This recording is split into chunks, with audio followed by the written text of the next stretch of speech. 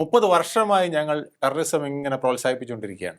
അതിന് കാരണം ഞങ്ങളല്ല, വെസ്റ്റേൺ രാജ്യങ്ങളാണ്, അമേരിക്കയാണ്. അവർ ഞങ്ങൾക്ക് പണം തരുന്നു, സഹായിക്കുന്നു, ഞങ്ങളിങ്ങനെ ഇതിങ്ങനെ വ്യവസായമായി നടത്തിക്കൊണ്ടിരിക്കുന്നു. സത്യത്തിൽ അതാണ് കറക്റ്റ്. എൻ്റെ രാജ്യത്ത് വന്നിട്ട് ബ്രിട്ടൻ്റെ ഒരു വിദേശകാര്യമന്ത്രിക്ക് ഒരുത്തൻ്റെയും ബ്ലാക്ക് ഫ്ലാഗ് വരാൻ ഞാൻ അനുവദിക്കില്ല, അവൻ്റെ അടുത്തോട്ട് വരാൻ സമ്മതിക്കില്ലായിരുന്നു. അതാണ് ഞങ്ങളുടെ രാഷ്ട്രത്തിൻ്റെ ഇൻറ്റഗ്രിറ്റി, പ്രത്യേകത എന്ന് പറഞ്ഞ് UK അവിടെ വെച്ച് അദ്ദേഹം തൊലിയുരിച്ച് കളഞ്ഞു. അതാണ് നരേന്ദ്രമോദി പറഞ്ഞത്, ഞാൻ പരമശിവനെ പോലെ കാളകൂട വിഷം ഇങ്ങനെ വിഴുങ്ങിക്കൊണ്ടിരിക്കുന്ന ആളാണ്. വിഷം, വിദ്വേഷം ഇതൊക്കെ ഞാൻ വിഴുങ്ങുകയാണ് എന്ന് വലിയൊരു വാക്കാണ്. കഴിഞ്ഞ തവണ തന്നെ ഇന്ത്യക്ക് ഓപ്ഷൻസ് ഉണ്ടായിരുന്നു. പക്ഷേ ഇന്ത്യ അത് ചെയ്യാത്തത് എന്തുകൊണ്ടെന്ന് വെച്ചാൽ നമ്മുടെ ലക്ഷ്യം ഇപ്പോൾ അതല്ല. നമുക്ക് ഒരു പാകിസ്ഥാനെ തകർക്കുക എന്ന ലക്ഷ്യത്തിലേക്ക് പോയാൽ നമുക്ക് പിന്നെ ഒരുപാട് ഫൈറ്റ് അവിടെ നടത്തേണ്ടി വരും.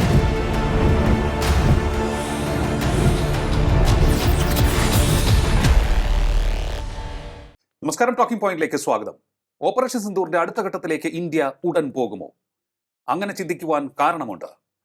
ഇന്ത്യൻ അതിർത്തിയോട് ചേർന്ന് ലഷ്കർ-ഇ തോയ്ബ കേന്ദ്രങ്ങൾ സജീവമാകുന്നു എന്നുള്ള റിപ്പോർട്ട് ലഭിച്ചിരിക്കുകയാണ്.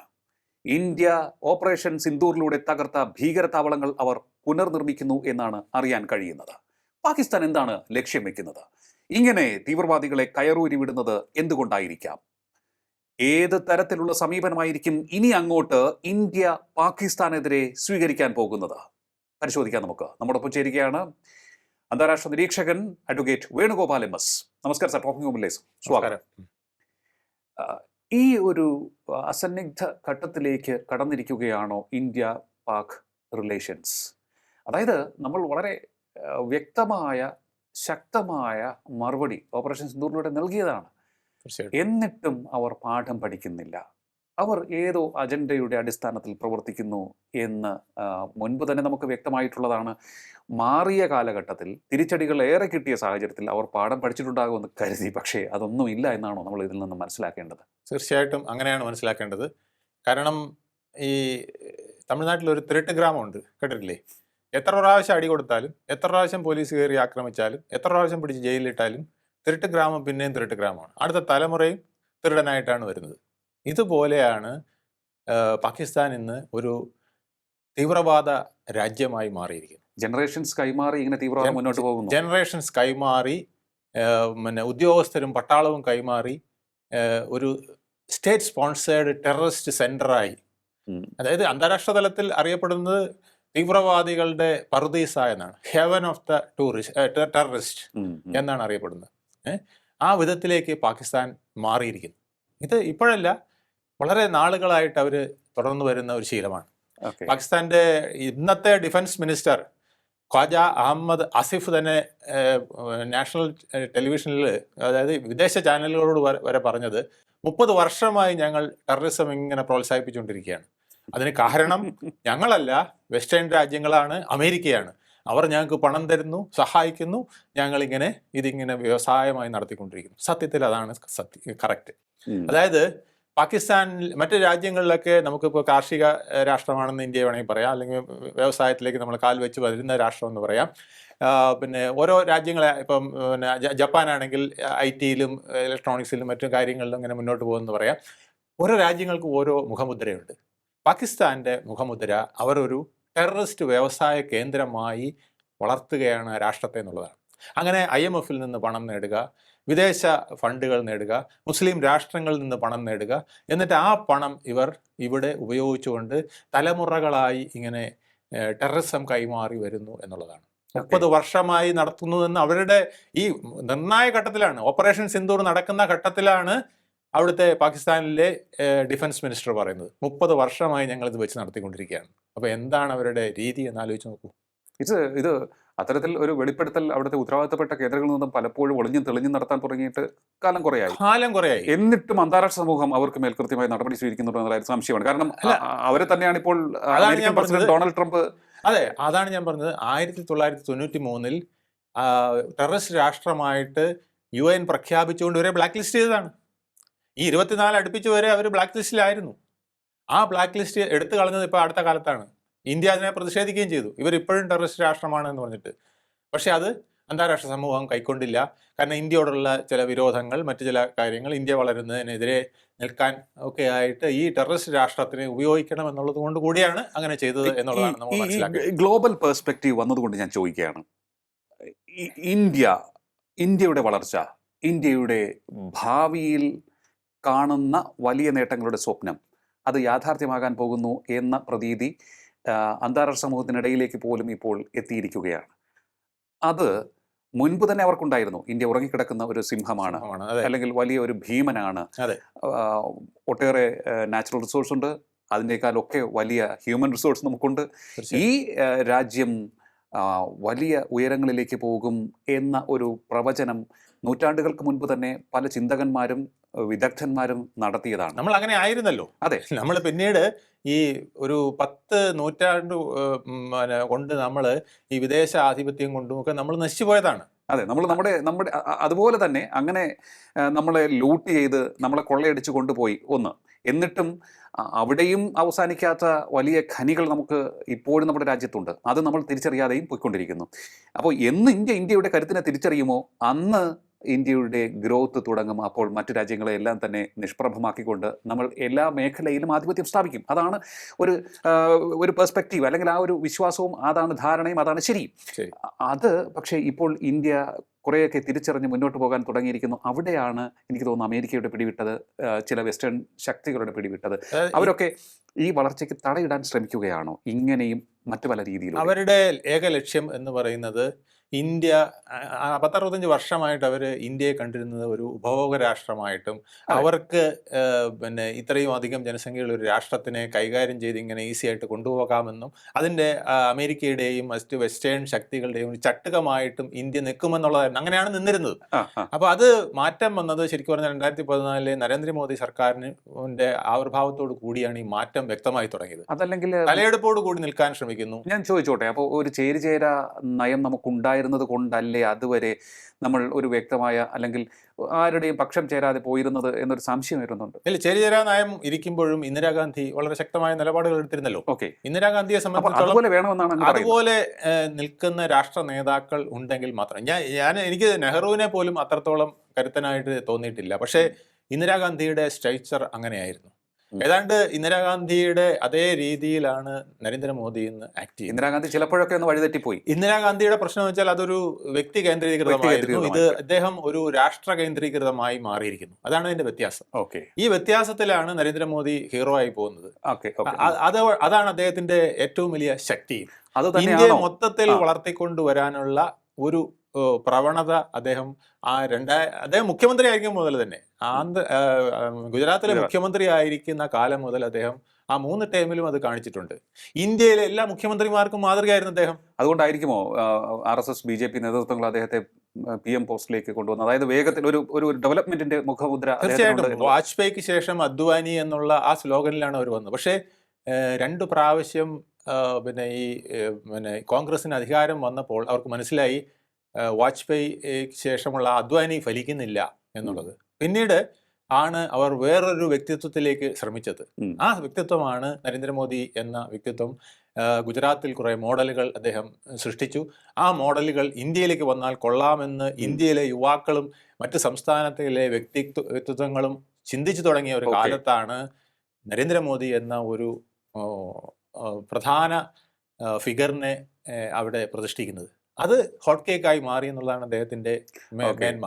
ആദ്യമായിട്ട് ഒരു BJP-കാരൻ ഭൂരിപക്ഷത്തോടു കൂടി അധികാരത്തിൽ വരുന്നു എന്ന് പറയുന്നത് തന്നെ ഇന്ത്യയുടെ ചരിത്രത്തിൽ ഒരു നോൺ കോൺഗ്രസ് ഗവൺമെന്റ് അങ്ങനെ അധികാരത്തിൽ വരുന്നു ഭൂരിപക്ഷത്തോടു കൂടി എന്ന് പറയുന്നത് തന്നെ ഒരു അത്ഭുതമായി മാറി. അപ്പൊ അതിന്റെയൊക്കെ പിന്നിലുള്ള കാരണം ഇതാണ്. ഇന്ത്യയുടെ വളർച്ചയ്ക്ക് വളരെ ശക്തമായ നേതൃത്വം അദ്ദേഹത്തിന് കൊടുക്കാൻ കഴിഞ്ഞു.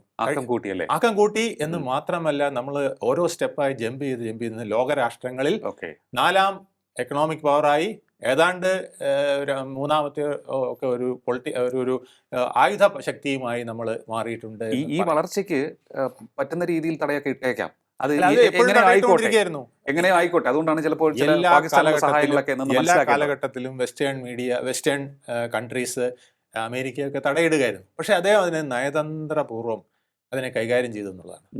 ആവശ്യമുള്ളിടത്തും ആവശ്യമില്ലാത്തിടത്തും കയറി അഭിപ്രായം പറയുക അദ്ദേഹത്തിൻ്റെ ശീലമായിരുന്നില്ല. അഥവാ എന്തെങ്കിലും പറയണമെങ്കിൽ അദ്ദേഹത്തിൻ്റെ വിദേശകാര്യമന്ത്രി ജയശങ്കറിനെ കൊണ്ട് ഭംഗിയായിട്ട് പറയിക്കുക. അദ്ദേഹം ഒരു വിശ്വപൗരനായിട്ട് ഇങ്ങനെ എല്ലായിടത്തും ഷെയ്ക്കൻഡ് കൊടുത്ത് കറങ്ങി നടക്കുകയായിരുന്നു ഒരു 10 വർഷത്തോളം. അതിൻ്റെ ഒരു സ്റ്റേച്ചറാണ് അദ്ദേഹം ഇന്ന് ലോകത്തെ ഏത് രാഷ്ട്രത്തിൽ ചെന്നാലും ഒരു പ്രത്യേക ശക്തിയായി നിൽക്കാൻ കഴിയുന്നത്. റഷ്യയും ചൈനയും ഇന്ത്യക്ക് ഒപ്പം നിർത്തിക്കൊണ്ട് ഒരു ഗ്ലോബൽ പൊളിറ്റിക്സിൻ്റെ ഒരു മാറ്റം അദ്ദേഹം സൃഷ്ടിച്ചത്, അമേരിക്കയെ ഞെട്ടിച്ചത്, വെസ്റ്റേൺ രാജ്യങ്ങളെ ഞെട്ടിച്ചത്. അപ്പോൾ ഇത് തടയിടാനുള്ള ഏറ്റവും നല്ല ആയുധങ്ങൾ, ഒന്ന് രാഷ്ട്രത്തിനകത്ത് അന്തഃഛിദ്രം ഉണ്ടാക്കുക, ഒന്ന് രാഷ്ട്രത്തിന്റെ പുറത്തു നിന്ന് അന്തഃഛിദ്രം ഉണ്ടാക്കുക, ആക്രമണം തുടരുക. ഇന്റേണൽ ആൻഡ് എക്സ്റ്റേണൽ, അത് പണ്ട് മുതലേ ഉള്ള ഒരു തിയറിയാണ്. അവിടെയാണ് ഒരു സംശയം എനിക്ക് വീണ്ടും ബലപ്പെടുന്നത്. അതായത് ഈ ഖലിസ്ഥാനികൾ കഴിഞ്ഞ കുറേ നാളുകളായി സൈലന്റ് ആയിരുന്നു. അതെ, ഇപ്പോൾ കഴിഞ്ഞ കുറച്ച് നാളുകളായിട്ട് അവർ വാക്കുകൾ കൊണ്ടും പ്രവർത്തനങ്ങൾ കൊണ്ടും നമുക്കെതിരെ ആക്രമണത്തിന് ശ്രമിച്ചുകൊണ്ടിരിക്കുകയാണ്. അത് നമുക്ക് ഏറ്റവും ശക്തമായിട്ട് നമ്മളെ പ്രതിരോധിക്കാൻ, നമ്മുടെ വളർച്ചയെ പ്രതിരോധിക്കാൻ കഴിയുന്ന കുറേ ഘടകങ്ങൾ രാജ്യത്തിനകത്തുണ്ട്. അതിനെയാണ് നമ്മൾ പറയും ചില പാകിസ്ഥാനികൾ ഇന്ത്യയിലുണ്ടെന്ന് പറയില്ലേ, അതുപോലെ തന്നെ ഖാലിസ്ഥാനികൾ, അതുപോലെ തന്നെ നേരത്തെ നമ്മൾ പറഞ്ഞ ഈ ഇന്ത്യയുടെ വളർച്ച ആഗ്രഹിക്കാത്ത ശക്തികളുടെ ഏജന്റായിട്ടും അവർ പ്രവർത്തിക്കുന്നു. തീർച്ചയായിട്ടും അങ്ങനെയാണല്ലോ. കാനഡയിൽ ഇപ്പം നമ്മൾ കണ്ടതല്ലേ, ട്രൂഡോയുടെ വലങ്കൈയായിട്ട് നിന്നുകൊണ്ട് അവർ ഇന്ത്യയെ കൊച്ചാക്കാനല്ലേ ശ്രമിച്ചുകൊണ്ടിരുന്നത്. അപ്പോൾ ഇന്ത്യക്ക് ഏറ്റവും കൂടുതൽ ബുദ്ധിമുട്ട് വരുന്നത് ട്രൂഡോ അല്ല, ഖാലിസ്ഥാനികളാണ്. അപ്പൊ ഇന്ത്യക്കാരനാണ് ഇന്ത്യക്ക് ഏറ്റവും വലിയ പാരയായിട്ട് വന്നതെന്നുള്ളത്. കൂടെ ഞാൻ ചോദിക്കാം, ഇവരിൽ പലർക്കും അമേരിക്കയിലും ആസ്ഥാനങ്ങളുണ്ട്, ഈ ഖാലിസ്ഥാനിലെ പല നേതാക്കൾക്കും, ഖാലിസ്ഥാനി നേതാക്കൾ അല്ലെ, യു കെയിലുണ്ട്. നമ്മുടെ വിദേശകാര്യമന്ത്രി അവിടെ ഒഫീഷ്യൽ ഫോറത്തിൽ ഒരു ഡിസ്കഷന് പോയിട്ട് ഇറങ്ങിയപ്പോൾ ഇന്ത്യൻ പതാക വലിച്ച് താഴെ ഇട്ടിട്ട് ഖാലിസ്ഥാൻ പതാകയുമായിട്ട് ഇന്ത്യൻ വിദേശകാര്യമന്ത്രിക്ക് മുർദാബ വിളിച്ചുകൊണ്ട് വരികയാണ്. എന്നിട്ട് തൊട്ടടുത്ത് വരുന്നവരെ അവരുടെ പോലീസ് നോക്കി നിൽക്കുകയായിരുന്നു. On the spot Indian Jaishankar വിദേശകാര്യമന്ത്രി പ്രതികരിച്ചു എന്നുള്ളതാണ്. ഇത് ഞങ്ങളുടെ രാജ്യത്താണെങ്കിൽ നടക്കില്ലായിരുന്നു, നിങ്ങളുടെ കഴിവുകേടാണെന്ന് അദ്ദേഹം അവിടെ വെച്ച് പറഞ്ഞു. എൻ്റെ രാജ്യത്ത് വന്നിട്ട് ബ്രിട്ടന്റെ ഒരു വിദേശകാര്യമന്ത്രിക്ക് ഒരുത്തൻ്റെയും ബ്ലാക്ക് ഫ്ലാഗ് വരാൻ ഞാൻ അനുവദിക്കില്ല, അവൻ്റെ അടുത്തോട്ട് വരാൻ സമ്മതിക്കില്ലായിരുന്നു. അതാണ് ഞങ്ങളുടെ രാഷ്ട്രത്തിൻ്റെ ഇൻറ്റഗ്രിറ്റി, പ്രത്യേകത എന്ന് പറഞ്ഞ് UK അവിടെ വെച്ച് അദ്ദേഹം തൊലി ഉരിച്ചു കളഞ്ഞു.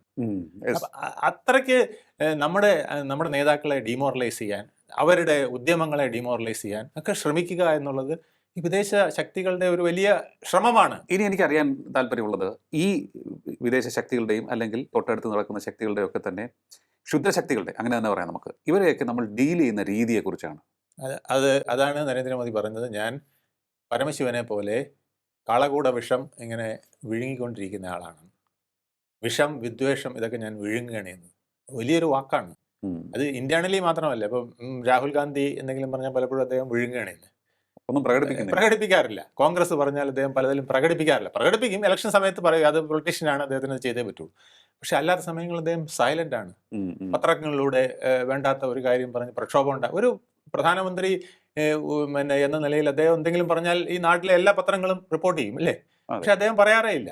അദ്ദേഹം അത് അവരുടെ സ്പോക്സ് പേഴ്സണൊക്കെ പറഞ്ഞോട്ടെ എന്ന് പറഞ്ഞ് വിട്ടുകൊടുക്കുകയാണ് ചെയ്യുന്നത്. അതിപ്പോൾ ഏത് വിഷയം വന്നാലും. പക്ഷെ ഒരു പരിധിക്ക് അപ്പുറത്തേക്ക് ഈ രാജ്യത്തിന് പുറത്തു നിന്നുള്ള അല്ലെങ്കിൽ പുറത്തുനിന്നുള്ള ശക്തികളെ പോലും അദ്ദേഹം അങ്ങനെയാണ് കരുതുന്നത്. ഇപ്പൊ എന്തെല്ലാം പ്രകോപനങ്ങളാണ് ട്രംപ് ഉണ്ടാക്കിയത്.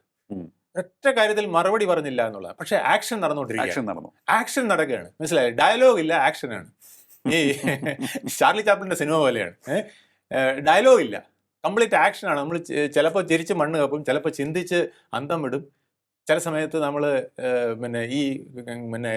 ഇത് ഏത് മായിക ലോകത്താണ് നമ്മൾ എത്തിയതെന്ന് വിചാരിക്കും. ആ വിധത്തിൽ കൊണ്ടുപോകാനുള്ള ഒരു പ്രാക്ടീസ് അദ്ദേഹം എങ്ങനെയോ നേടി. അത് എങ്ങനെയാണെന്ന് എനിക്ക് പറയാൻ കഴിയില്ല. അത് അദ്ദേഹത്തിന്റെ ഒരു ജന്മസിദ്ധമായ കഴിവായിരിക്കും. ജന്മസിദ്ധം മാത്രമല്ല, കർമ്മസിദ്ധവുമാണ്. ജന്മസിദ്ധമായിട്ട് തീർച്ചയായിട്ടും ഉണ്ട്. 8ാമത്തെ വയസ്സിൽ അച്ഛൻ്റെ ചായക്കട നടത്തുക എന്ന് പറയുന്നത് നിസ്സാര കാര്യമല്ല. ഒന്നാലോചിക്ക്, ലിയോയ്ക്ക് പറ്റുമോ, എനിക്ക് പറ്റുമോ? പേട്ട റെയിൽവേ സ്റ്റേഷനിലാണെന്ന് വിചാരിക്കും, കൊച്ചി റെയിൽവേ സ്റ്റേഷനിൽ ഒരു ചായക്കട നടത്തുക ചെറുപ്രായത്തിൽ. അപ്പോൾ അവിടെ വരുന്ന വെല്ലുവിളികൾ എത്രയാണ്. ഇത് സാധനം നടത്തണം, പൈസ വാങ്ങിക്കണം, ഇതിന് വേണ്ട കാര്യങ്ങൾ നോക്കണം. അന്ന് മുതൽ ആ ടാപ്പ് ദം യങ് എന്ന് ചൈനക്കാർ പറയും, മനസ്സിലല്ലേ? കൊച്ചിലെ ആ ഒരു എന്റർപ്രണർഷിപ്പ് വളർത്തിയെടുത്താൽ അത് ഭയങ്കര എഫക്റ്റാണ്. അതാണ് അദ്ദേഹം ഓരോ സ്റ്റേജിലായിട്ട് ഇങ്ങനെ കാണിച്ചുകൊണ്ടിരുന്നത്. അതെ, തീർച്ചയായിട്ടും. അതേ ഇവിടെ ഈ ട്രിവാൻഡ്രത്ത് ഒരു റാലിക്ക് നമ്മുടെ സ്- ആ, ഹിന്ദു മുന്നണിയുടെ ഒരു റാലി ഹിമാചൽ വരെ നടത്തുന്ന റാലി വന്നല്ലോ. ഉം. ആ റാലിക്ക് ഓർഗനൈസ് ചെയ്തിരുന്ന ഇദ്ദേഹമാണ്. ഞാൻ അദ്ദേഹത്തിൻ്റെ ആ ഇത് കണ്ടതാണ്. അതായത് 7 മണിക്ക് ടോട്ടൽ കെയോസ് ആയിട്ട് നിൽക്കുകയാണ്. ആ റാലിയെ അദ്ദേഹം വന്ന് 10 മിനിറ്റിനകം ഓർഡറിലാക്കി എന്നുള്ളതാണ്. ഉം.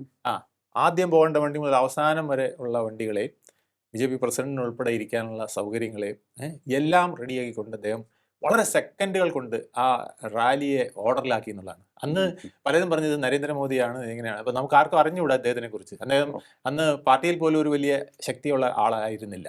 അദ്ദേഹം ഒരു കർഷകനെ പോലെ നിന്നിരുന്ന ഒരാളാണ്. അന്ന് മുതലേ അദ്ദേഹത്തിൻ്റെ ഓരോ പ്രവർത്തനങ്ങൾ അതല്ല അതിന് മുമ്പേ തന്നെ അദ്ദേഹം 18ാമത്തെ വയസ്സിൽ ഹിമാലയത്തിൽ പോയി തപസ്സനുഷ്ഠിക്കാൻ പോയ ആളാണ്. 80ാമത്തെ വയസ്സിൽ ഇനി വീണ്ടും പോകുമെന്നാണ് പറയുന്നത്, എല്ലാം ഉപേക്ഷിച്ച്. അതെ. അപ്പം അങ്ങനെ ആന്തരികവും ബാഹികവുമായ ഒരുപാട് ശക്തികൾ, കായികമായ ശക്തി, മാനസികമായ ശക്തി, ആത്മീയ ശക്തി, ഇതെല്ലാം കൂടെ കൂട്ടിച്ചേർത്തുകൊണ്ടാണ് അദ്ദേഹം ലോക പ്രശ്നങ്ങളെ കാണുന്നത്, ദേശീയ പ്രശ്നങ്ങളെ കാണുന്നത്. അതുകൊണ്ടാണ് ഇന്ത്യക്ക് ഉയരാൻ കഴിയുന്നത്. അത് നമ്മുടെ പലർക്കും മനസ്സിലായിട്ടില്ല എന്നുള്ളതാണ്. രാഷ്ട്രതന്ത്രത്തിൽ നിപുണനാണ്, അതുപോലെ തന്നെ പ്രതിരോധത്തിലും ആക്രമണത്തിലും അദ്ദേഹം അഗ്രഗണ്യനാണ്. അതുകൊണ്ടാണ് ഓപ്പറേഷൻ സിന്ദൂർ നമുക്ക് ഈ പറഞ്ഞ രീതിയിൽ 4 ദിവസം കൊണ്ട് അവസാനിപ്പിക്കാൻ. അപ്പോൾ അതൊരു കൃത്യമായ മുന്നറിയിപ്പായിരുന്നു. ഇനി ഇങ്ങോട്ട് കയറി അടിക്കാൻ വന്നു കഴിഞ്ഞാൽ ഇതിനപ്പുറമായിരിക്കും. ഇന്ന് ഇവർ വളർത്തിക്കൊണ്ടുവരാൻ പോകുന്ന മുരുട്കെ അടക്കമുള്ള ലഷ്കർ എ തോയ്ബയുടെ ബഹാവൽപൂരിലേതടക്കം 8 കേന്ദ്രങ്ങൾ ഒന്ന് ആലോചിച്ച് നോക്കൂ. നമ്മുടെ അത് പഞ്ചാബ് മുതൽ ആ പിയോക്കയുടെ മൊത്തം ഏരിയയാണ്, ഏതാണ്ട് 700 കിലോമീറ്റർ. നമ്മുടെ പാറശാല മുതൽ കാസർഗോഡ് വരുന്ന അതിനേക്കാൾ കുറച്ചുകൂടെ ദൂരമാണ്. ആ ദൂരം ഇങ്ങനെ പടപടാന്ന് 9 കേന്ദ്രങ്ങളിൽ ബോംബിട്ട് തകർത്ത് ഒരു രാത്രിയിൽ ഏതാനും മണിക്കൂറുകൾ കൊണ്ട് ഫിനിഷ് ചെയ്ത് തിരിച്ചു വരികയാണ്. ഒരു രാജ്യത്ത് കടന്നിട്ടാണെന്ന് ആലോചിക്കണം. അപ്പൊ അത്ര പ്രിസൈസ് ആയിട്ട് നമ്മളൊരു ഓപ്പറേഷൻ കൊണ്ടും നമ്മൾ തകർത്തു. പിന്നെ വിമാനം ഉപയോഗിച്ച് ഫൈറ്റേഴ്സ് ഉപയോഗിച്ച് തകർത്തു. ഇങ്ങനെ നമുക്ക് ഫൈറ്റർ ജെറ്റുകൾ ഉപയോഗിച്ച് തകർത്തു. ഇങ്ങനെ തകർക്കാൻ പറ്റുന്നതെല്ലാം ഇങ്ങനെ കടക്കട്ടേന്ന് 8 പ്രധാന കേന്ദ്രങ്ങൾ. അതിൽ മുരിട്കയും ബഹാവൽപൂരുമാണ് അവരുടെ ഏറ്റവും ബെസ്റ്റ് കേന്ദ്രങ്ങളായിട്ട് അറിയപ്പെട്ടിരുന്നത്. ട്രെയിനിങ് സെന്റേഴ്സ്, അവിടെ താമസിക്കാനുള്ള സൗകര്യം, പിന്നെ അന്താരാഷ്ട്ര തലത്തിൽ ഉള്ളവർക്ക് വരെ വന്ന് സുഖത്തോടു കൂടി ജീവിക്കാനുള്ള സൗകര്യം, പിന്നെ കുട്ടികൾക്ക് വരെ ട്രെയിനിങ് കൊടുത്ത്, അതായത് എന്ത് ട്രെയിനിങ് ആണ്, ടെററിസം ട്രെയിനിങ് ആണ്, ട്രെയിനിങ് കൊടുക്കാനുള്ള സൗകര്യം, ഇതെല്ലാം നടപ്പിലാക്കിയ ഒരു പ്രദേശങ്ങളാണ് നമ്മൾ തകർത്തത്. അതാണ് ഇപ്പം IMFന്റെ വരെ സഹായത്തോട് കിട്ടിയ പണം ഉപയോഗിച്ചുകൊണ്ട് ഇപ്പോൾ വീണ്ടും വളർത്തിക്കൊണ്ടുവരുന്നത്. അത്തരത്തിലുള്ള വിപുലമായ കേന്ദ്രങ്ങളാണ് നമ്മൾ അന്ന് തകർത്തത്. അതുകൂടാതെ തന്നെ ഇവരുടെ എയർ ഡിഫൻസ് സംവിധാനമൊക്കെ നമ്മൾ തകർത്ത് തരിപ്പണമാക്കിയിട്ടുണ്ട് പലപ്പോഴായിട്ട്. അതുപോലെ തന്നെ ആണവ കേന്ദ്രത്തിൽ വരെ നമ്മൾ കൊണ്ടുവന്ന് വാതുകൾ കൊണ്ടുവന്ന് മിസൈൽ ഇട്ടു. അങ്ങനെയുള്ള വിഷയങ്ങളൊക്കെ അതിൻ്റെ പിന്നിലുണ്ട്. ഒരു കാര്യം കൂടി, അങ്ങ് ഈ പറഞ്ഞതുപോലെ ഇപ്പോൾ ലഷ്കറിന്റെ കേന്ദ്രങ്ങൾ പുനരുജ്ജീവിപ്പിക്കുന്നു. അത് ഏറെ മുൻപ് തന്നെ അവർ തുടങ്ങിയിരുന്ന ഒരു കാര്യമാണ് ഈ പരിശീലന കേന്ദ്രങ്ങൾ, തീവ്രവാദികളെ പരിശീലിപ്പിച്ചു കൊണ്ടുവരുന്നത്. നമുക്കിപ്പോൾ ഇവിടെ സ്പോർട്സ് പരിശീലന കേന്ദ്രങ്ങളുണ്ട്, വിദ്യാർത്ഥികളെ മറ്റ് വിഷയങ്ങളിൽ, ശാസ്ത്ര വിഷയങ്ങളിൽ നിപുണന്മാരാക്കാൻ വേണ്ടി പരിശീലന കേന്ദ്രങ്ങളുണ്ട്. അതുപോലെ അവർ തീവ്രവാദികളെ പരിശീലിപ്പിക്കുന്ന കേന്ദ്രങ്ങളുണ്ട് എന്ന് ഒരു മാധ്യമപ്രവർത്തകൻ എന്ന നിലയിൽ വളരെ മുന്നേ തന്നെ എനിക്ക് അവിടുത്തെ പാകിസ്ഥാനിൽ നിന്ന് തന്നെ നേരിട്ട് വിവരം കിട്ടിയിട്ടുണ്ട്. അതായത് അദ്ദേഹം വളരെ ഒരു സാധാരണ സംഭാഷണത്തിനിടയിൽ പറഞ്ഞതാണ്, സൗഹൃദ സംഭാഷണത്തിനിടയിൽ പറഞ്ഞതാണ്.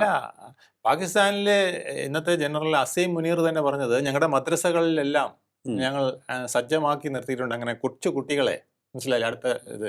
അങ്ങനെ ഞങ്ങളൊരു ജിഹാദി വാർ ഇന്ത്യക്കെതിരെ നടത്താനും ഞങ്ങൾക്ക് വേണ്ട സേനയുണ്ട് എന്നാണ് പറയുന്നത്. അപ്പൊ അത് അന്ന് ഇത് ചെയ്യുന്നതെന്ന് വെച്ചാൽ ചെറുപ്രായത്തിൽ തന്നെ ദരിദ്ര കുടുംബങ്ങളിലെത്തി കുട്ടികളെയൊക്കെ തിരഞ്ഞുപിടിച്ച് മാതാപിതാക്കൾക്ക് ഉറപ്പ് നൽകും, ഞാൻ ഇവർക്ക് ഖുർആൻ പഠിക്കാനുള്ള കേന്ദ്രത്തിലേക്ക് കൊണ്ടുപോവുകയാണ്. വളർന്നു വരുമ്പോൾ അവർക്ക് ജോലി സഹിതം കൊടുക്കും.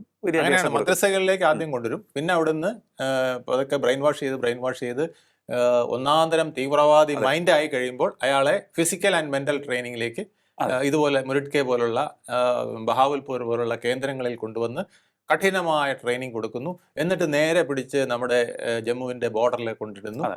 ഇങ്ങനെയാണ് അവരെ പ്രാക്ടീസ് ചെയ്യുന്നത്. അത് തന്നെയാണ് ഈ അങ്ങ് പറഞ്ഞത് വളരെ കറക്റ്റാണ്. ഈ ഞാൻ സംസാരിച്ച ചെറുപ്പക്കാരന് പറഞ്ഞതാണ്, ചെറുപ്പം മുതൽ തന്നെ കൊച്ചു കുട്ടികളുടെ മനസ്സിലേക്ക് ഇന്ത്യ വിരുദ്ധതയാണ് കുത്തി നിറയ്ക്കുന്നത്. അതെ. അപ്പോൾ അവരുടെ മനസ്സിൽ അറിയാതെ തന്നെ ഇന്ത്യക്കെതിരെയുള്ള വികാരം വരും, അവരുടെ രക്തത്തിൽ അത് അലിഞ്ഞു ചേരും. എപ്പോഴും എങ്ങനെയും ഇന്ത്യ വിരുദ്ധതയല്ല, ഹിന്ദു വിരുദ്ധതയും ജിഹാദി, അത് രണ്ടുമാണ് അവരെ കുത്തി കയറ്റുന്നത്. അപ്പൊ അങ്ങനെ ഒരു സാഹചര്യം അപ്പൊ അന്ന് മുതലുണ്ട്. അപ്പൊ ഇപ്പോഴും അത് തുടരുന്നു എന്നുള്ളതാണ്. ഇനി എങ്ങനെ ഇതിനെ ഈ ഓപ്പറേഷൻ സിന്ദൂർ 1ാം ഘട്ട സൈനിക നടപടിയിലൂടെ അവർ പഠിച്ചില്ലെന്ന് തോന്നുന്നു. വീണ്ടും എന്താണ് അവർക്കത് മറക്കാൻ കഴിയാത്ത ഒരു സംഭവമായി അവരുടെ രക്തത്തിൽ അലിഞ്ഞു ചേർന്നതാണ് ഇന്ത്യ വിരുദ്ധതയും ഹിന്ദു വിരുദ്ധതയും ഒക്കെ തന്നെ. അപ്പോൾ അങ്ങനെയുള്ള ഒരു പോരാട്ടം നടത്താനായി അവർ നടന്നു വരുമ്പോൾ എന്തായിരിക്കും ഇന്ത്യയുടെ അടുത്ത നടപടി എന്നാണ് അങ്ങ് കരുതുന്നത്? അല്ല, ഇന്ത്യക്ക് ഒരുപാട് ഓപ്ഷൻസ് ഉണ്ട്. ഈ കഴിഞ്ഞ തവണ തന്നെ ഇന്ത്യക്ക് ഓപ്ഷൻസ് ഉണ്ടായിരുന്നു. പക്ഷെ ഇന്ത്യ അത് ചെയ്യാത്തത് എന്തുകൊണ്ടെന്ന് വെച്ചാൽ നമ്മുടെ ലക്ഷ്യം ഇപ്പോൾ അതല്ല. നമുക്ക് ഒരു പാകിസ്ഥാനെ തകർക്കുക എന്ന ലക്ഷ്യത്തിലേക്ക് പോയാൽ നമുക്ക് പിന്നെ ഒരുപാട് ഫൈറ്റ് അവിടെ നടത്തേണ്ടി വരും. നമ്മൾ ഫോക്കസ് ചെയ്യുന്നത് നമ്മുടെ വളർച്ചയാണ്. ഒപ്പം നിങ്ങൾ ഞങ്ങളുടെ അടുത്ത് കളിക്കാൻ വന്നാൽ നിങ്ങളെ തട്ടും എന്നുള്ളൊരു മെസ്സേജ് അത് 2-3 സർജിക്കൽ സ്ട്രൈക്കുകളായിട്ട് നരേന്ദ്രമോദി അവർക്ക് മനസ്സിലാക്കി കൊടുത്തു. അതിൽ അവസാനത്തേതാണിത്. ഇപ്പോൾ പറഞ്ഞിട്ടുണ്ട് ഓപ്പറേഷൻ സിന്ദൂർ അവസാനിച്ചിട്ടില്ല എന്ന് നിങ്ങൾ കൊട്ടുമോ അന്ന് കൊട്ടും. ഇനി ഞങ്ങൾ മുന്നറിയിപ്പൊന്നും തരില്ല. നിങ്ങൾ ഇൻഫിൽട്രേഷൻസിനെ ഇങ്ങോട്ട് വിട്ടാൽ അവരെ തകർക്കുന്നത് മാത്രമല്ല, ചിലപ്പോൾ ഞങ്ങൾ അവിടെ കയറി അടിക്കും. അതിന് പിന്തുണ കൊടുക്കുന്നത് നിങ്ങളുടെ ആർമി ആണെങ്കിൽ ആർമിയെയും ചിലപ്പോൾ ഞങ്ങൾ അറ്റാക്ക് ചെയ്യും. ആ വിധത്തിലേക്ക് ഒരു മെസ്സേജാണ് കഴിഞ്ഞ ആർമി കേന്ദ്രങ്ങൾ നമ്മൾ ആക്രമിച്ചില്ല. അവരുടെ എയർ ഡിഫൻസ് സംവിധാനം നമ്മൾ തകർത്തു. അതായത് ഇങ്ങോട്ട് അറ്റാക്ക് ചെയ്യാതിരിക്കാനുള്ള സംവിധാനങ്ങളെ നമ്മൾ തകർത്തുള്ളൂ. കാരണം അന്ന് നമ്മൾ സ്പെസിഫിക് ആയിട്ടുള്ള നമ്മുടെ ഉദ്ദേശം ഉണ്ടായിരുന്നു. ഞങ്ങളിപ്പോൾ ഉദ്ദേശിക്കുന്നത് ഒറ്റ കാര്യമാണ്. 8 കേന്ദ്രങ്ങൾ ഞങ്ങൾക്ക് അടുത്ത്, അത് ഒന്ന് പഞ്ചാബിലാണ്, ബാക്കിയുള്ളതെല്ലാം ബഹാവൽപൂർ പഞ്ചാബിലാണെങ്കിൽ ബാക്കി മുരിഡ്കെ മുതലുള്ള 8 കേന്ദ്രങ്ങൾ POKയിലാണ്. നമ്മുടെ ബോർഡറിന് അടുത്ത് കൊണ്ടുവന്ന് വെച്ചിരിക്കുകയാണ്. എന്നിട്ട് നുഴഞ്ഞു കയറ്റക്കാരെ ഇങ്ങോട്ട് കയറ്റി വിടുക. എന്നിട്ട് ഇവിടെ ട്രെയിനിങ് കൊടുക്കും. ഇപ്പോൾ റെസിസ്റ്റൻസ് ആർമി എന്ന് പറഞ്ഞിട്ട് വേറെ സാധനം പാകിസ്ഥാൻ നമ്മുടെ ഇന്ത്യയിൽ അവർ രൂപീകരിച്ചിരിക്കില്ലേ, റെസിസ്റ്റൻസ് ഫോഴ്സ്. അപ്പോൾ അവരാണ് ഈ പുൽവാമ ആക്രമണത്തിന്റെ പിന്നിൽ പ്രവർത്തിച്ചത്. അതാണ് പാകിസ്ഥാൻ പറയുന്നത്, ഞങ്ങളല്ല, അവിടുത്തെ ജമ്മു കാശ്മീരിലെ ജനാധിപത്യ വാദികളാണ് ഇപ്പം അങ്ങനെ തോക്കെടുക്കേണ്ടി വന്നതെന്നാണ്. അപ്പോൾ ഇതൊക്കെ നമ്മുടെ അകത്ത് ആളെ കൂടെ സംഘടിപ്പിച്ചുകൊണ്ട്, ഇപ്പം മഹാദേവ കുന്നുകളിൽ നമ്മൾ കണ്ടതല്ലേ, ഗുഹകൾ ഉണ്ടാക്കി അവിടെ ഇവർക്ക് താവളം ഉണ്ടാക്കി കൊടുക്കാനായിട്ടുള്ള സൗകര്യങ്ങൾ നമ്മുടെ ആളുകൾ ചെയ്തു കൊടുക്കുകയാണ്. അപ്പൊ അതാണ് പറഞ്ഞത് ഇന്ത്യയിലും പാകിസ്ഥാൻകാരുണ്ട് എന്ന് പറയാൻ കാര്യം. ഇന്ത്യൻ പാസ്പോർട്ട് പണ്ടേ തന്നെ അറിഞ്ഞ കാര്യമാണല്ലോ. നമുക്ക് അവരെ തകർക്കാൻ കേരളത്തിൽ നിന്ന് പോലും തീവ്രവാദികൾ റിക്രൂട്ട് ചെയ്യുന്ന സംഭവങ്ങൾ നടന്നിട്ടുണ്ട് എന്ന് പറയുമ്പോൾ ഇന്ത്യയുടെ എവിടെയും നടക്കാം. പാകിസ്ഥാനെ സംബന്ധിച്ചിടത്തോളം പാകിസ്ഥാൻ ഇപ്പോൾ നിൽക്കുന്നത് ഒരു ടെററിസ്റ്റ് ഇൻഡസ്ട്രിയിലാണ്. ആ ഇൻഡസ്ട്രി കൊണ്ട് പണം ഉണ്ടാക്കുക, എന്നിട്ട് കുറേ ജനറൽമാർക്കും കുറേ ധനാഠ്യന്മാർക്കും കുറേ പൊളിറ്റീഷ്യനും സുഖിക്കുക. പാവപ്പെട്ട ജനങ്ങളിങ്ങനെ വെള്ളം കിട്ടാതെ, ഭക്ഷണം കിട്ടാതെ, സാധാരണ പാകിസ്ഥാനികൾ. ഞാൻ ദുബായിലൊക്കെ പോകുമ്പോൾ കണ്ടിട്ടുണ്ട്, ഇവർ ഡ്രൈവേഴ്സായിട്ട് വന്നിട്ട് 6000 ദിർഹം വാങ്ങിച്ചുകൊണ്ട്. എന്നിട്ട് അവർ പറയും, ഇതിൽ 6 സ്ഥലത്ത് ട്രാഫിക് പ്രശ്നം ഉണ്ടായാൽ ഈ 6000 ദിർഹം പോവുകയാണ്. 1000 ദിർഹമാണ് ഒരു ട്രാഫിക് സിഗ്നലിൽ തെറ്റിച്ചാൽ വരുന്നത്. അപ്പോൾ ഒരു മാസം 6 ട്രാഫിക് സിഗ്നൽ തെറ്റിച്ചാൽ ഈ 6000 ദിർഹം പോവുകയാണ്. എന്നിട്ടും അവിടെ കിടക്കുകയാണ്. എന്നിട്ടും ദുബായിലും ഷാർജയിലും ഒക്കെ കിടക്കുകയാണ്. എന്തെന്ന് വെച്ചാൽ എങ്ങനെയെങ്കിലും മിച്ചം പിടിച്ച് കിട്ടുന്നത് അവിടെ കൊടുക്കുക. 2 ചപ്പാത്തിയും കഴിച്ചുകൊണ്ട്, സബ്ജിയും കഴിച്ച്, ഉള്ളിയും വെച്ച് ഇവിടെ കിടന്ന് കഷ്ടപ്പെടുകയാണ്. 6000 ദിർഹം ഒരു സാമാന്യ നല്ല ശമ്പളമാണെങ്കിലും നല്ല ശമ്പളമാണ്. പക്ഷേ ഇവൻ പറയുന്നത് അതിനേക്കാളൊക്കെ താഴ്ന്ന ശമ്പളത്തിൽ ജോലി ചെയ്യുന്നവരുണ്ട്. ഒത്തിരി 1000 ദിർഹത്തിനൊക്കെ കൂലിപ്പണി ചെയ്ത് ഈ വെയിലത്ത് തലയിൽ ഈ തോർത്ത് പോലത്തെ വലിയ ഷാളുണ്ട്, അത് വെച്ച് നനഞ്ഞ വെള്ളത്തിൽ നനച്ച് തലയിൽ കെട്ടി വീണ്ടും ജോലി ചെയ്തുകൊണ്ടിരിക്കുന്നു. അത് അരമണിക്കൂറിനകത്ത് ഉണങ്ങും, പിന്നെയും കെട്ടിക്കൊണ്ട് ജോലി ചെയ്യുക. ഇങ്ങനെയൊക്കെ കഷ്ടപ്പെടുന്ന ഒരുപാട് പാവപ്പെട്ട അല്ലെങ്കിൽ നല്ല കുടുംബത്തിന് എന്തെങ്കിലും അന്നം അയച്ചു കൊടുക്കാൻ വേണ്ടിയിട്ട്. എന്നാൽ പട്ടാളക്കാരും പൊളിറ്റീഷ്യനും അവിടെ സുഖിച്ച് വാഴുകയാണ്. അവർ ടെററിസ്റ്റിന് വേണ്ടിയിട്ട് പണം സമ്പാദിക്കുക. ആ പാവങ്ങൾക്ക് ഇവരെ കാണിച്ചാണ് പണം സമ്പാദിക്കുന്നത്. IMF ലോൺ എടുക്കുന്നതിനാ, ഈ പാവങ്ങൾക്ക് വേണ്ടിയിട്ടാണ്. ഇപ്പം നമ്മൾ ഹമാസ് ചെയ്യുന്ന പോലെയാണ്. ഹമാസ് ഖത്തറിൽ നിന്നൊക്കെ പണം കൊടുക്കുന്നതിനാ 1.8 മില്യണൊക്കെയാണ് കൊടുക്കുന്നത്. 5 മില്യൺ വരെ കൊടുക്കുന്ന സന്ദർഭങ്ങളുണ്ടായിരുന്നു. ഇതെല്ലാം മാസം തോറും ഇടയിട്ടൊക്കെ വാങ്ങിച്ചുകൊണ്ട് പോകുന്നതിനാണ്. അവിടുത്തെ പാവപ്പെട്ട കുഞ്ഞുങ്ങളെ കാണിച്ചിട്ടാണ്. പട്ടിണി, പരിവട്ടം, ഇസ്രായേൽ ഇങ്ങനെ തകർക്കുന്നു എന്നൊക്കെ പറഞ്ഞിട്ടാണ്. എന്നിട്ട് ഇത് ഇസ്രായേലിനെതിരെ തിരിച്ച് ഉപയോഗിക്കുക. അതാണ് അവർ ഹമാസിനെ ഇപ്പം ഖത്തറിൽ വന്ന് അടിക്കാനുണ്ടായ കാരണം. വിദേശ സ്ഥലത്തും അവർ പോയി ആക്രമിക്കുമെന്ന് ഇപ്പൊ അവർ പറയാൻ കാരണം അതാണ്. അതേപോലത്തെ ഒരു അവസ്ഥയിലാണ് ഇന്ത്യ നിൽക്കുന്നത്. അവരുടെ ഇപ്പൊ പാകിസ്ഥാനെ സംബന്ധിച്ചിടത്തോളം നമ്മുടെ ജനാധിപത്യത്തിന്റെ 3 പില്ലറുകൾ പാർലമെന്റ്, ജുഡീഷ്യറി, എക്സിക്യൂട്ടീവ് ആണെങ്കിൽ പാകിസ്ഥാന്റെ 3 പില്ലറുകൾ എന്ന് പറയുന്നത് ടെററിസ്റ്റ്, മിലിറ്ററി, 3ാമത് പൊളിറ്റിക്കൽ ഗവൺമെന്റ്. തേർഡ് ഫോഴ്സേ ഉള്ളൂ. ഉം. ഇതാണ് 3 പില്ലേഴ്സ് അവിടെ ഉള്ളത്. ഇതിൽ ഒന്നാമത്തെ ടെററിസ്റ്റുകൾ പറയുന്നത് പോലെ മിലിറ്ററി കേൾക്കും, മിലിറ്ററി പറയുന്നത് പോലെ അവർ രണ്ടുപേരും പൊളിറ്റിക്കൽ ഗവൺമെന്റ് കേൾക്കും. പരസ്പര സഹകരണത്തോടെ പോകുന്ന ഒരു പരസ്പര സഹകരണത്തോടെ പിന്നെ സാധാരണക്കാരനായ 28 കോടി വരുന്ന ജനങ്ങളെ ഊറ്റി പിഴിഞ്ഞുകൊണ്ട് ജീവിക്കുകയാണ് അവർ ചെയ്യുന്നത്. അതെ അതെ, അത് ഇവിടെയാണ് നമ്മൾ ഇനി എന്തായിരിക്കും പാകിസ്ഥാന്റെ അവസ്ഥ എന്നുള്ള കാര്യം നമ്മൾ പരിശോധിക്കണം. എനിക്കൊന്നു ഇതിൻ്റെയൊക്കെ ഈ ഒരു പ്രതിഷേധം ഇത്തരത്തിലുള്ള ഇന്റലിജൻസ് റിപ്പോർട്ടൊക്കെ കിട്ടിയതിന്റെ അടിസ്ഥാനത്തിൽ തന്നെ ആയിരിക്കണം ഈവൻ ഏഷ്യ കപ്പ് വേദിയിൽ പോലും പാക് താരങ്ങളോട് കൈ കൊടുക്കുന്നതിൽ നിന്നും ഇന്ത്യൻ താരങ്ങൾ വിട്ടുനിൽക്കുന്നത്. അത് കൃത്യമായിട്ടും BCCI നൽകിയ സന്ദേശത്തിന്റെ അടിസ്ഥാനത്തിൽ തന്നെ ആയിരിക്കും. അതൊരു സിംബോളിക് മെസ്സേജാണ്.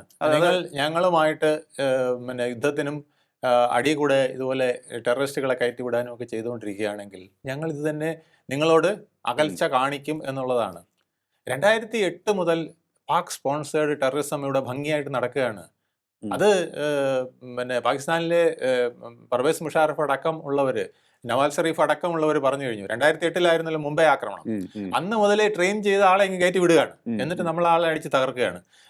പിന്നെ ഇതുപോലെ തന്നെയായിരുന്നു നമ്മുടെ പാർലമെന്റ് അറ്റാക്ക്. ഇങ്ങനെ ഓരോ അറ്റാക്കുകളും അവർ നടത്തിയിരുന്നത് അവിടുന്ന് ട്രെയിൻ ചെയ്യുക, ഭംഗിയായിട്ട് ഇവിടെ കൊണ്ടുവന്ന് ഓപ്പറേറ്റ് ചെയ്യുക. ഇപ്പോൾ അത് ഇന്റേണൽ ഓപ്പറേഷന് പറ്റുന്നില്ല. കാരണം നമ്മളെ ഇന്റലിജൻസ് ഒക്കെ അജിത് ഡോവലും അമിത്ഷായും ഒക്കെ കൂടെ ചേർന്ന് ഭയങ്കര ശക്തമാക്കി. അപ്പോൾ ഇന്റേണലി പറ്റുന്നില്ല. അപ്പോൾ അവർ ബോർഡറിൽ കൂടെ നുഴഞ്ഞു കയറിക്കൊണ്ട് അതിനാണ് റെസിസ്റ്റൻസ് ഫോഴ്സ് എന്ന് പറഞ്ഞ് ജമ്മു കാശ്മീരിൽ തന്നെ നമ്മുടെ ആൾക്കാരെ പാകിസ്ഥാനികളാക്കി മാറ്റിക്കൊണ്ട് അവിടെ ഒരു ശ്രമം നടത്തിക്കൊണ്ടിരിക്കുന്നത്. ഇതിൻ്റെയൊക്കെ ഭാവി എന്ന് പറയുന്ന ഒറ്റ കാര്യമേ ഉള്ളൂ. ഇന്ത്യ വിചാരിച്ചാൽ 30 ദിവസം വേണ്ട പാകിസ്ഥാനെ 3 കഷ്ണമാക്കി കളയാൻ കഴിയും. അതായത് ബലൂചിസ്ഥാൻ, നമ്മൾ ഇറാനുമായിട്ടൊരു ചെറിയ എഗ്രിമെൻറ്റ് വെച്ചാൽ മതി. നിങ്ങൾ അമേരിക്ക ബലൂചിസ്ഥാനിലേക്ക് ബേസ് ഉണ്ടാക്കാൻ പോവുകയാണ്, നിങ്ങൾക്ക് കുഴപ്പമാണ് ഇറാൻകാരെ എന്ന് പറഞ്ഞ് അവരെ ഒന്ന് ട്രിഗർ ചെയ്ത് കഴിഞ്ഞാൽ ബലൂചിസ്ഥാൻ ഒരു പീസാക്കി ഇറാൻ കൊണ്ടുപോയിരിക്കും. അതുപോലെ തന്നെ അഫ്ഗാന്റെ ബോർഡറിലുള്ള പസ്തൂർ, അഫ്ഗാൻ താലിബാൻ സേന പാക് സൈനികരെ ആക്രമിച്ച് കൊലപ്പെടുത്തി അവർ വലിയ ശത്രുതയിലാണ്. കാരണം ഈ തീവ്രവാദം അവിടെ ഏറ്റവും കൂടുതൽ അതായത് തീവ്രവാദികളുടെ ഏറ്റവും വലിയ കോറിഡോർ അവിടെയാണ്, ആ പസ്തൂൺ മേഖലയിലാണ്. ആ മേഖല പിന്നെ നമ്മൾ ഒരു എഗ്രിമെന്റ് ഉണ്ടാക്കിയാൽ മതി അഫ്ഗാനുമായിട്ട്. അങ്ങനെയാണെങ്കിൽ ആ മേഖല അവരും കൊണ്ടുപോകും. പിന്നെ POK ആണ്. POKയിൽ നമ്മൾ ചൈനയുമായിട്ടൊരു ചെറിയ അണ്ടർസ്റ്റാൻഡിങ് ആയി കഴിഞ്ഞാൽ POKയും നമുക്ക് പിടിക്കാവുന്നതേ ഉള്ളൂ. 3 കഷണമാക്കി മാറ്റാൻ ഇന്ത്യക്ക് കഴിയും. പക്ഷെ നമ്മളതിന് മുതിരാത്തത് നമ്മുടെ പ്രോഗ്രസ് ആണ് ഇപ്പോൾ നമുക്ക് പ്രശ്നം. ഇതിങ്ങനെയൊക്കെ പിടിച്ച് ചിന്തിയാൽ വേറെ അന്തഃസ്ഥിരങ്ങൾ അവിടെ ഉണ്ടായിക്കൊണ്ടിരിക്കും, ഇന്റേണലായിട്ട് വേറെ പ്രശ്നങ്ങൾ അവിടെ ഉണ്ടായിക്കൊണ്ടിരിക്കും. അപ്പം നമ്മൾ ഫോക്കസ് ചെയ്യുന്നതാണ്. അതുപോലെ POK നമുക്ക് എന്തുകൊണ്ടാണ് POK ഈസി ആയിട്ട് എടുക്കാവുന്നുള്ളൂ. ഈ ഓപ്പറേഷൻ സിന്ദൂറിന് വേണേലും POK നമുക്ക് എടുക്കാമായിരുന്നു. എന്തുകൊണ്ട് എടുക്കുന്നില്ല എന്ന് വെച്ചാൽ അത് വേറൊരു ജമ്മു കാശ്മീരായിട്ട് നമുക്ക് തലവേദനയായിട്ട് നിൽക്കും. കാരണം അവിടെ മുഴുവൻ ഇപ്പോഴും ടെററിസ്റ്റുകളാണുള്ളത്. POKയിൽ വെറും സാധാരണക്കാരനായ പാവങ്ങളായ ജനങ്ങൾ മാത്രമല്ല. എടുക്കുമ്പോൾ ഇതെല്ലാം കൂടി വന്ന് കയറും. കുറേ എണ്ണം ബാക്കി സ്ഥലത്തുള്ളതും കൂടെ, ഇപ്പോൾ പസ്തൂണിലുള്ളതും ബലൂചിസ്ഥാനിലുള്ളതും ഒക്കെ ആയ കുറേ ടെററിസ്റ്റും കൂടെ ഇവിടെ വന്ന് കയറും. പാകിസ്ഥാൻ ഗവൺമെൻറ് ചെയ്യുന്നത് എന്തെന്നറിയാമോ? പാകിസ്ഥാൻ മിലിറ്ററി ചെയ്യുന്നത് എന്തെന്നറിയാമോ? അവിടുത്തെ ജനങ്ങളെ അട്ടിച്ചമർത്താനുള്ള ഒന്നാമത്തെ, നമ്മൾ പോലീസിനെയാണ് ഉപയോഗിക്കുന്നതെങ്കിൽ അവിടെ ഒന്നാമത്തെ ആയുധമായിട്ട് ഉപയോഗിക്കുന്നത് ഈ ടെററിസ്റ്റുകളെയാണ്. അവിടെ എന്ത് പ്രശ്നം ഉണ്ടായാലും, അതായത് നല്ല പ്രശ്നം ഉണ്ടായാലും ചീത്ത പ്രശ്നം ഉണ്ടായാലും അവർ ടെററിസ്റ്റുകളെ ബലൂചിസ്ഥാനിൽ അങ്ങനെയാണ് ചെയ്യുന്നത്, പസ്തൂൺ മേഖലയിൽ അങ്ങനെയാണ് ചെയ്യുന്നത്. അതുകൊണ്ടാണ് അഫ്ഗാൻ എതിർക്കാൻ കാര്യം. താലിബാനെയൊക്കെ ഇവർ ചെന്ന് തിരിച്ച് അറ്റാക്ക് ചെയ്യുക, അപ്പോൾ അവരും ഇങ്ങോട്ട് അറ്റാക്ക് ചെയ്യുന്നു.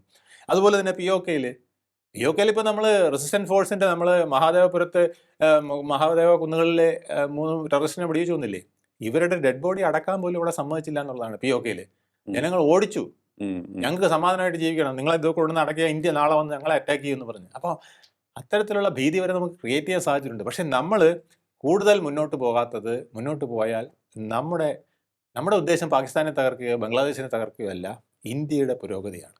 അതെ, നമുക്ക് മറ്റുള്ളവരെ തകർത്തല്ല നമ്മൾ പുരോഗതി, നമ്മുടെ എതിരെ വന്നാൽ തട്ടിമാറ്റും, എന്നിട്ട് ഇന്ത്യയുടെ പുരോഗതിക്കായിട്ട് മുന്നോട്ട് നീങ്ങുക എന്നുള്ള ലക്ഷ്യമാണ്.